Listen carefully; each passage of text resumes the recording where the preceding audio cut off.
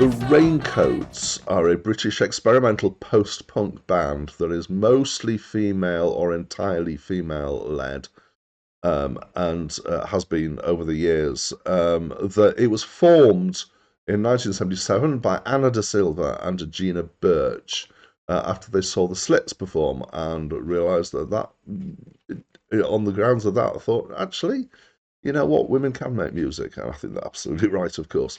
They were kind of in the punk scene, but they're musically not particularly punk. They're also unusual for a lot of female-led stuff, not trying to be overtly sexy. They were highly regarded for their experimental approach, although critics were mixed in their opinions, and they've had quite a large turnover of members. They've had two stints of existence. So 1977 to 1984, which is 7 years, produced three albums, and then they reunited in 1993 and are still going. So that's 30 years, during which time they've released one album. Hi, my name's Dan, and this is a review of the album The Raincoats by The Raincoats, which was their first album.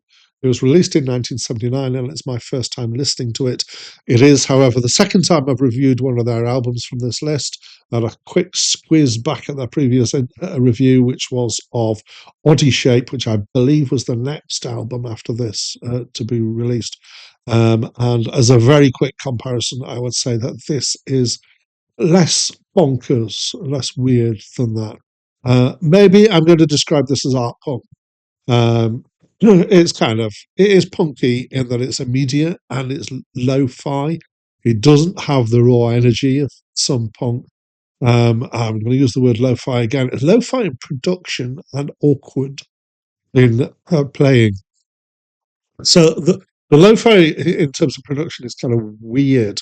It's not that not that the sounds are kind of muffled or we've got background noise or anything like that in here, but the sounds are not well balanced or not balanced in a way that you would expect them to be done. Possibly there's hardly any processing going on here at all. And there's also very little reverb. There's occasional bits used briefly for effect, but most of it sounds really quite what they call dry, which has not got reverb, and almost everything that's recorded has got at least a little bit on to just give it a bit of presence and pop. And this doesn't, which then gives a kind of strong separation between the instruments.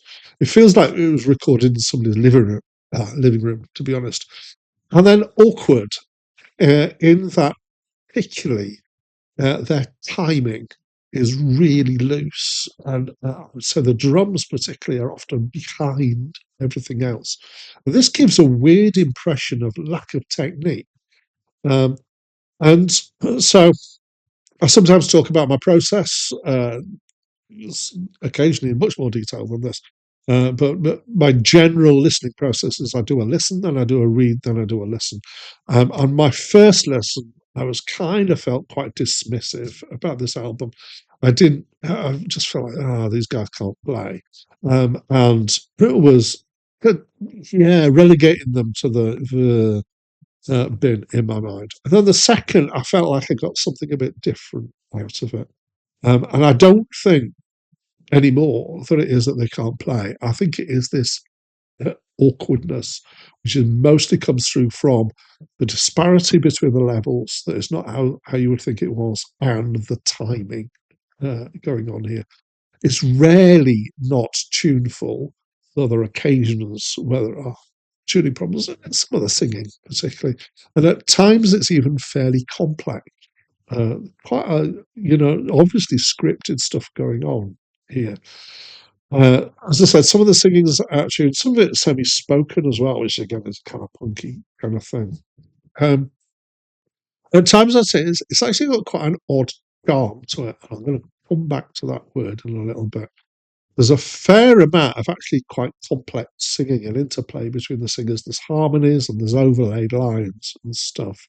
Probably the most charming, or the track that I most latched on to is a cover of the Kinks song Lola, which is a song I know well and really like, and it's really nicely done. And in fact, in some ways,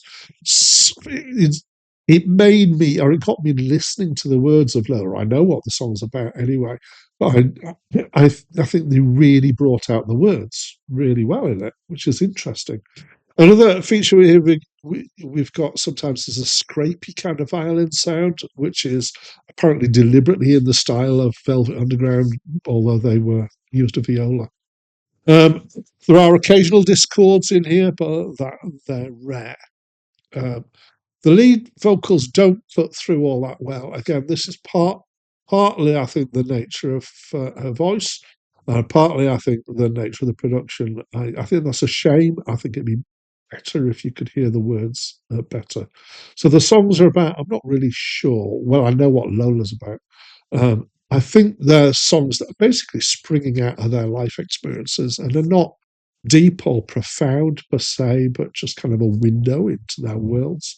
And sometimes they're expressed a bit kind of idiosyncratically and interestingly, I think. So I quite liked it. And I think this surprised me how on the second listen I warmed to it quite a lot more than I had done on my first listen. And again, the word I'm gonna charm comes to mind. That the thing that I want to be careful about that is that I'm I'm aware that that could be patronising. And I hope I don't mean it in a patronising way.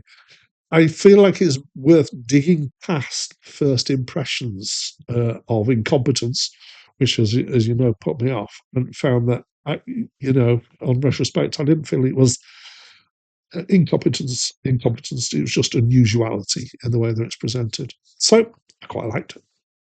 As usual, though, at this point, I'd love to know what you think of the album. So please let me know by leaving me a comment. But that's it for me for now.